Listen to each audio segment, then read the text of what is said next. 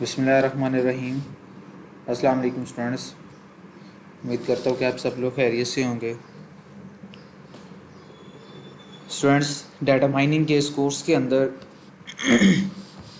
हमने चौथा chapter start किया हुआ था और डाटा वेयर हाउसेस के बारे में हम डिस्कस कर रहे थे, जिसमें हम OLAP OLTP के बारे में भी हमने डिस्कस किया था और बेसिक जो कॉन्सेप्ट था वो भी हमने देखा था, और उसके साथ साथ जो डाटा वेयर हाउस का आर्किटेक्चर था उसको भी हमने स्टडी कर लिया था। आज हम डाटा वेयर हाउस मॉडलिंग के बारे में बात करेंगे, और डाटा वेयर हाउस का जो मॉडल है उसका जो इंटरनल स्ट्रक्चर है, जैसे हमारे पास डेटाबेस का है जिसमें एंटिटी रिलेशनशिप डायग्राम आ जाता है, ये सारी चीज़ें जिसमें एंटिटी आती है, एट्रीब्यूट्स आते हैं, उनका डिफरेंस का आपस में रिलेशन आता है। यही काम हमारे पास जो डाटा वेयर हाउस है उसके अंदर कैसे होता है, डाटा क्यूब या एंड OLAP, ये चीज़ हम आज इंशाल्लाह डिस्कस।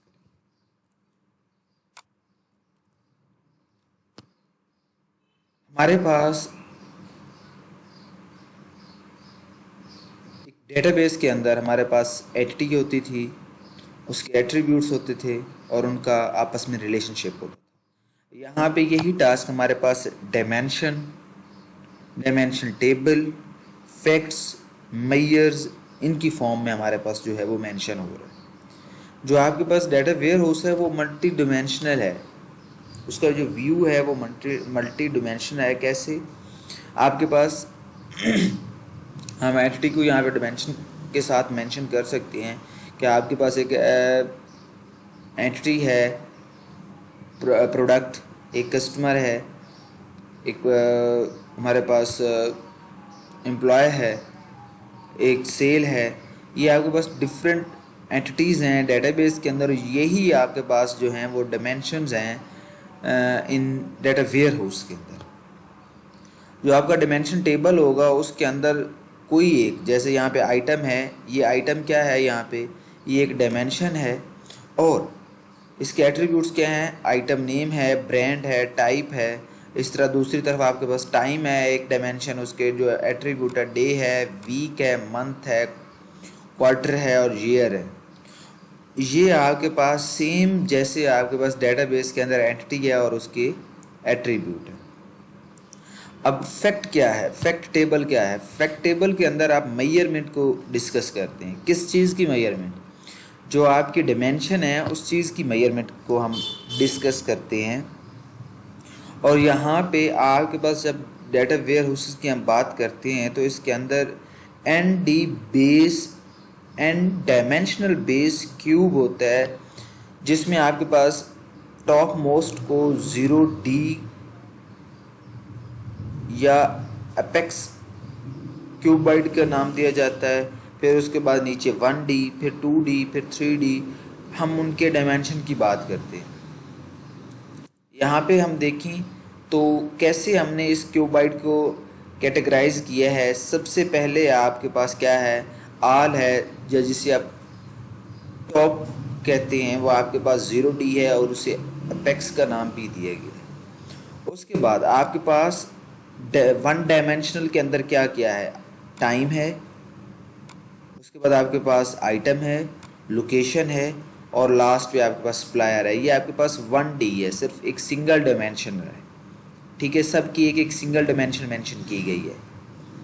एक जैसे हम एंटिटी का नाम लेते हैं कि आपकी सिंगल एंटिटी है। फिर उसके बाद 2D की जब हम बात करते हैं, 2 डायमेंशन की बात करते हैं, तो आपने टाइम और आइटम को यहाँ पे इकट्ठा कर दिया, 2 डायमेंशन आपस में मिला दिए, एक टाइम और एक आइटम।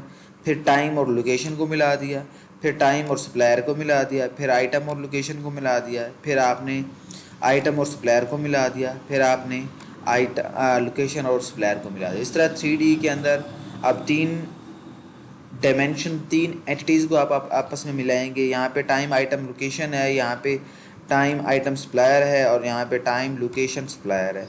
और 4D जिसे आप बेस क्यूबाइड का नाम भी देते हैं, जिसमें आपके पास जो चारों की चारों डायमेंशन है, चारों की चारों जो एंटिटीज़ हैं उनको आपस में इकट्ठा कर दिया जाएगा, कंबाइन कर दिया जाए, जिसमें टाइम आइटम लोकेशन और सप्लायर चारों आ जाएंगे। उसके बाद आपके पास आपका जो डाटा वेयर हाउस है उसका एक कंसेप्चुअल मॉडल है, कंसेप्चुअल स्कीमा है जिसको हम डिस्कस करने जा रहे हैं, जिसकी बेस पे आपके जो या जैसे वहाँ पे हम डिस्कस करते हैं एंटिटी रिलेशनशिप डायग्राम को, हम डेटाबेस के अंदर हम स्कीमाज को डिस्कस करते हैं। यहाँ पे हमारे पास 3 स्कीमाज हैं, एक स्टार स्कीमा है, स्नोफ्लैक है, और तीसरा है गैलेक्सी स्कीमा भी इसको कहा जाता है, वैसे फैक्ट कॉन्स्टेलेशन स्कीमा भी इसको बोला जाता है। अब इन तीनों के क्या क्या काम है वो हम नेक्स्ट स्लाइड्स में देखते हैं। यहाँ पे आपके पास जो स्टार स्कीमा है इसमें क्या किया जाता है, आपके जो प्राइमरी की और फॉरेन की का जो कॉन्सेप्ट है वो यहाँ पे देखा जाता है। कैसे? ये आपके पास फैक्ट टेबल है दरमियान वाला, ठीक है, ये वाला आपके पास ये टाइम है, ये आइटम है, ये लोकेशन है और ये ब्रांच है। अब यहाँ पे देखिएगा, यहाँ पे आपके पास जो टाइम की है, ये टाइम की इधर प्राइमरी की है और इधर ये फॉरेन की है। इसी तरह जब आपके पास कनेक्टेड होते हैं आपकी dimension with fact table by using primary और सेकेंडरी की, तो ये आपके पास एक स्टार स्कीमा का नाम बनता है। जब आप स्टार स्कीमा को रिफाइनमेंट ऑफ स्टार स्कीमा, आप स्टार स्कीमा की जब रिफाइनमेंट करते हैं तो वो आपके पास कहलाता है स्नोफ्लैक स्कीमा। इसमें क्या हो रहा है, आप देख रहे हैं कि आपका यहाँ तक तो आपका स्टार स्कीमा ही चल रहा है, लेकिन आपने स्प्लेयर टेबल को मज़ीद आगे डिवाइड किया और यहाँ पे आपने ये स्प्लेयर की आपने एक और डायमेंशन बनाई स्प्लेयर, और उस यहाँ पे देखिएगा, यहाँ पे आपने इसको स्प्लेयर की और स्प्लेयर की मदद से आपस में लिंक्ड कर लिया, जैसे वहाँ पे हम एंटिटीज़ का आपस में रिलेशन बनाते हैं। तो जब आप मज़ीद उसकी रिफाइनमेंट करेंगे, यहाँ लोकेशन में आपने फर्दर सिटी को ऐड कर लिया, तो ये आपके पास स्नोफ्लैक स्कीमा का कॉन्सेप्ट आ जाता है। और उसके बाद जब आप मज़ीद इसको रिफाइनमेंट करते हैं, आपके पास एक कंप्लीट गैलेक्सी बन जाती है जिसे आप फैक्ट कॉन्स्टेलेशन स्कीमा का नाम देते हैं। आपने मज़ीद क्या किया, आपने शिपिंग फैक्ट टेबल बना लिया और आपने उसके अकॉर्डिंग आपने इनको आपस में रिलेट कर दिया। ये आपके पास फैक्ट कॉन्स्टेलेशन स्कीमा का कॉन्सेप्ट बन गया।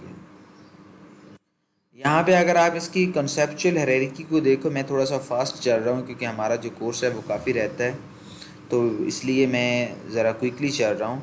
तो अगर आप एक डायमेंशनल को देखें, सिटी यहाँ पे देखिए, यहाँ पे हमारे पास लोकेशन था। इस डायमेंशन को ही हम देखें तो लोकेशन में सबसे पहले हमारे पास ऑफिस होगा, ये ऑफिस है, सॉरी, ठीक है। उसके बाद हमारे पास सिटी होगी, ये डिफरेंट सिटीज़ की बेस पे उसको देखा जाएगा। उसके बाद कंट्री लेवल पे हम बात करेंगे, ये आपके पास country level Spain, Canada, Mexico. फिर रीजन लेवल की बात की, हमारे पास यूरोप है, नॉर्थ अमेरिका है। फिर हम एट द एंड जो है वो आल की बात करें, जैसे यहाँ पे हमारे पास ये अपेक्स है, या फिर हमारे पास 0D है। यहाँ पे हमारे पास ये मज़ीद नीचे डिवाइड होता गया है, और नीचे आकर ये देखें, ये आपके पास ये इस चीज़ को मेंशन कर रहे हैं कि इसको काफ़ी ज़्यादा डिटेल में नीचे डिवाइड किया गया है। तो ये आपके पास एक कंसेप्चुअल हायरार्की है। उसके बाद आपके पास डाटा क्यूब मेजरमेंट है, ये इंशाल्लाह हम नेक्स्ट लेक्चर में देखेंगे। अपना ख्याल रखिएगा। अब अल्लाह हाफिज़।